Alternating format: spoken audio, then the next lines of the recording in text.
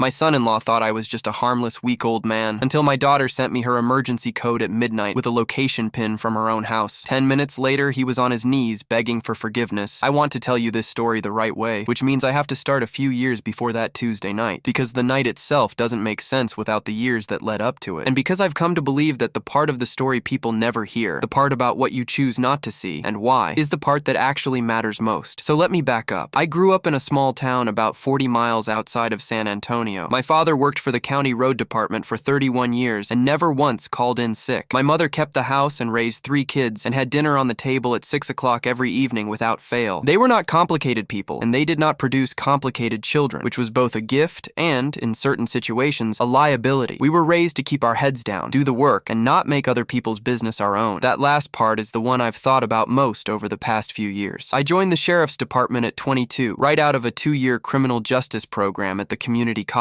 I wasn't a hero type. I wasn't chasing glory. I just wanted steady work with a pension and the feeling that I was doing something that mattered. 30 years later, when I retired as a senior deputy out of Bexar County, I had learned a few things about people that I couldn't have learned any other way. The first thing is that most of the suffering that ends up involving law enforcement didn't start the night the call came in. It started months or years earlier in small decisions that seemed manageable at the time. The second thing is that people are remarkably good at explaining away the things that frighten them, especially when the thing that frightens them also shares their bed or their last name. I have watched people excuse behavior that would have been immediately, obviously unacceptable if a stranger had done it. I watched them do it calmly and articulately and with complete sincerity. I watched myself do it too, eventually, when it was my own family, which is the part of this story I'm most ashamed of. My wife Patricia died of an aortic aneurysm when Simone was 11 years old. She was making lunch on a Saturday and then she was gone. No warning, no goodbye, no chance to say any of the things you always assume you'll have time to say later. Simone and I drove home from the hospital that afternoon and sat in the kitchen together for a long time without speaking, and I remember thinking that the hardest part of grief isn't the sadness. It's the silence where the other person's noise used to be. Patricia had been a loud, warm, cheerful woman who filled every room she was in. The house felt about 3 times larger without her, and about half as livable. Simone was remarkable through that period in a way that broke my heart a little. She was 11 years old, and she held herself together with both hands, and she kept going to school and doing her homework and making sure I ate. I was the parent. I was supposed to be the one doing those things for her. Instead, for the first 6 months, we kind of kept each other afloat in shifts. She was 15 when we made the code. She'd been going through a rough stretch, some situation at school with a group of girls who had decided she wasn't worth being kind to, the way 15-year-olds sometimes do to each other with a precision and cruelty that would be impressive if it weren't so devastating. She'd been quiet for a few weeks in a way that felt different from her normal quiet. One evening, I came home to find her sitting on the back steps with her knees pulled up to her chest, staring out at the yard, and I sat down next to her without saying anything, and we stayed like that for a while until she finally said, "Dad, what if I'm ever really scared and I can't explain why or I can't find the right words? What happens then?" I didn't have a great answer in the moment. I told her I'd always come. She said, "But what if you're busy or I feel stupid or I don't know how to ask?" So we came up with the code together. 2 words. Words that didn't mean anything to anyone else, that wouldn't show up in a search, that she could text me in 30 seconds from a locked bathroom or a crowded room. 2 words and I would come. No questions, no qualifications, no asking her to justify the request first. I would just come. She never used it. Not once in the 19 years between that evening and the Tuesday night when everything changed. I had almost stopped thinking of it as a real thing. It had become more of a symbol of something between us, an understanding, a promise we'd made in a specific language that only the 2 of us spoke. I thought of it occasionally in the abstract way you think about insurance policies. You hope you never need it. You're glad it exists. My phone lit up on a Tuesday night in October when I was in the garage doing absolutely nothing useful. I'd been reorganizing my workbench for the 3rd time that month, which is something I do when I can't sleep and don't want to admit that I can't sleep. I'm a terrible sleeper, have been since Patricia died. Some nights I lie in bed and the darkness feels too loud, which I know doesn't make grammatical sense, but that's the only way I've found to describe it. So I get up, I go to the garage. I organize things that don't need organizing, and I wait for my body to convince my brain that it's allowed to be tired. I saw the notification appear on my screen from across the workbench. I didn't even pick the phone up immediately. I read the preview text from where I stood, and for a second my brain tried to process it as something else. Then it caught up. The 2 words. Then a location pin that resolved to her address, her house, 4 miles north of me. I stood completely still for probably 3 seconds. The garage felt very quiet suddenly in a way it hadn't a moment before. Here is something I want to explain about receiving a message like that, because I think people imagine it must produce some kind of surge of dramatic feeling. What it actually produced was a very specific kind of cold clarity, not panic, not a rush of adrenaline. Something more like the feeling when you're standing in a structure and you can smell something burning before you've located the source. A sharpening of attention that is almost chemical. Every irrelevant thing just just drops away. What's left is extremely simple. There is a problem. I'm going to address it. Everything else can wait. I'm 63 years old, retired sheriff's deputy, 30 years across 2 counties. I have been in situations that required me to remain calm while things around me were not calm, and I have practiced that skill across enough years that it has become something close to involuntary. People who don't know my history look at me and see a large, quiet man in a cardigan who watches Jeopardy at a volume his neighbors can probably hear and brings store-bought potato salad to potlucks because he doesn't cook. That is what I look like from the outside when nothing is wrong. When something is wrong, I look different. I become something that people who know me recognize and people who don't generally want to step back from. I didn't call her. The code existed precisely for situations where calling wasn't possible. She knew my number. If she could have called, she would have called. The code meant she couldn't. I drove in the dark without music. It was a clear October night and the neighborhoods were mostly quiet. I ran through everything I knew about Marco during those 4 miles, and I tried to be honest with myself about what I actually knew versus what I had chosen to believe. I had known Marco for 6 years. He had been with Simone for 2 years before they got married, and they had been married for 4. He was 37, worked in commercial lending, had grown up in a mid-sized city in East Texas, had a younger brother he didn't talk to, and parents he described as difficult. He was tall and well-dressed, and he had an easy confidence that read as charm until, occasionally, it read as something else. I had noticed the something else periodically over the 6 years I'd known him, and I had made a consistent choice to interpret it charitably. The thing I remembered most, driving those 4 miles, was a particular quality he had in conversation. Marco always made you feel like you were one step behind, not in an aggressive way, in a smooth, practiced way that was almost invisible if you weren't paying close attention. He would rephrase what you'd just said back to you with a slight adjustment that shifted the meaning, and then respond to his rephrased version rather than what you'd actually said. He did it constantly. After a while, you started to doubt yourself. You started to wonder if you had actually said what you thought you said. I had noticed this, and I had decided it was a personality quirk, an odd habit, nothing significant. I had decided that because it was easier than deciding what it might actually have been. I had also noticed the way Simone was around him in groups. There was a version of Simone in groups that was warm and funny and opinionated, the daughter I had raised. And there was a version of Simone around Marco in groups that was quieter, more careful, quicker to look at him before she finished a sentence, quicker to agree with whatever framing he offered. I had noticed the difference. I had told myself it was just the normal accommodation people make for their partners. I had told myself a lot of things. Her porch light was on when I pulled up to the house. I cut the engine and sat in the truck for 3 full seconds, doing what I had been trained to do before going into any unknown situation, assessing what I could from the outside before I moved. Her car in the driveway, Marco's car in the garage, door up, kitchen light on, the rest of the house dark, and then through the front door, even from the curb, I could hear him, not the words yet, the tone, loud and controlled, that specific combination, the kind of voice that has learned exactly how loud it can go without losing the appearance of reasonableness. I have heard that voice in professional situations across 30 years, and I know what it means when someone has trained themselves to use it. I picked up my phone, I opened the voice memo app, I hit record and put the phone in my left breast pocket. Then I walked up the front path and knocked. It took about 15 seconds. Then Marco opened the door. He was in a dark green Henley jeans, barefoot, holding what looked like a bourbon on ice. He had the practiced, easy posture of a man who believed himself to be the dominant intelligence in any room he occupied, and the expression he arranged when he saw me was designed to communicate that I was an inconvenience rather than a concern. Gerald. He said it the way people say the name of a minor appliance that has started making a noise. Didn't know you were stopping by. I didn't answer him. I looked past him into the house. Simone was standing at the kitchen counter about 15 feet behind him. Her arms were crossed tight over her ribs. Not a casual posture, a protective one. The kind of posture a body finds when it is trying to make itself smaller and less available. Her jaw was set in the particular way people hold their faces when they have been crying and are determined not to start again. Her eyes found mine immediately, and something moved across her face that I didn't have a name for then. I think now it was relief and shame arriving at the same moment, which is a combination I understand better than I wish I did. My granddaughter Lily was in the hallway doorway at the back of the room. She was 6 years old and she was still in her school clothes, a pink shirt and dark pants, which meant she had been in those clothes since that morning, which meant no one had put her to bed. It was past midnight. She was standing in that doorway with both hands pressed flat against the doorframe on either side of her, perfectly still, watching. She had the watchful stillness that children develop in houses where noise is unpredictable, where they have learned, early and completely, that the best thing they can do is take up as little space as possible and wait to see what happens next. I have seen that stillness in children before. It is one of the things I hate most in this world. I said, Marco, I'm taking them with me tonight. He laughed. It was that short, dismissive sound that is specifically designed to make the person who has just spoken feel that they have said something naive or embarrassing. You can't just walk in here, old man. I looked at him for a moment. I thought about 30 years of reading rooms. I thought about Simone at 15 on the back steps asking what happens when she's scared and can't find the words. I thought about Lily in her school clothes, standing against that doorframe at midnight with her hands pressed flat against the wood, having already learned the particular geometry of making yourself invisible. Then I took my phone out of my left breast pocket and held the screen toward him. The voice memo was still running. I had 43 seconds of audio from the moment I hit record on the porch, which included very clearly everything he'd said since he opened the door, and everything I had heard through the door in the 20 seconds before I knocked, which was considerably more than what had happened after I arrived. I watched his face do something I had not seen it do in 6 years of knowing him. It moved through several expressions in rapid succession, like a man cycling through options in real time and finding each one unavailable. The easy confidence went first. It just dropped, the way a mask drops when the person wearing it suddenly can't spare the attention to maintain it. Then the calculation came, that quality he had of assessing situations for leverage, looking for the angle. Then something underneath the calculation that I recognized from 30 years of professional experience as the specific fear of a person who has just understood that the story they've been telling is not going to hold. His knees hit the floor before I said another word. Not because I touched him. I want to be clear about that, because something gave out in him when he understood the geometry of what was happening. I have seen that happen before, too. People spend a great deal of energy maintaining a fiction, and when the fiction collapses, the energy goes with it all at once. Simone made a small sound from across the room. I looked at her. She was staring at Marco on the floor with an expression that I have replayed many times since. Not triumph, not satisfaction. Something more like the look a person gets when they have been bracing for a blow for so long that they have forgotten what it feels like not to be bracing, and they are just beginning to understand that they can put their arms down. Then Lily let go of the doorframe and walked out of the hallway and crossed the room to her mother and took her hand. And Simone looked down at her daughter and covered Lily's hand with both of hers and held on. I told Simone to get what she and Lily needed for a few nights. She nodded and went down the hallway without speaking. Marco, still on the floor, tried to start talking twice. The first time I didn't even look at him. The second time I looked directly at him and told him that the next words out of his mouth would be replayed for his employer, his attorney, and any other interested parties, and that his best available option at this point was silence. He went quiet. I don't know if it was the words or the way I said them. Either way, it worked. The sound from the back of the house was Simone moving through rooms, opening drawers and closet doors, doing the rapid, focused packing of a person who has thought about this moment before without letting herself think about it directly. I have seen that packing too in my professional life, the pre-packed bag, the things already organized in the back of the mind for a night you told yourself wouldn't come. She came back down the hallway carrying a large duffel bag and Lily's school backpack. Lily had reappeared from somewhere with a stuffed rabbit that she pressed against her chest with both arms. Simone didn't look at Marco when she came back into the living room. She kept her eyes on me and on the door, and she moved with the particular straight-spine purposefulness of someone who has decided something and is moving before she can reconsider it. I picked up Lily's backpack. The three of us walked out the front door. I did not look back when I pulled the door closed behind us. I want to describe that moment on the porch, after the door clicked shut, and before we walked to the truck because I remember it very clearly. It was a cool night, and there was a half moon, and the neighborhood was completely quiet. Simone stood for a second with her eyes closed and her face tipped up slightly, like a person coming up for air. Lily pressed against her side and looked at me with the specific exhausted attention of a child who has been managing a great deal of feeling for a long time and is now in the presence of someone she trusts enough to let some of it go. I put my hand on Lily's head. Come on, sweetheart, let's get in the truck.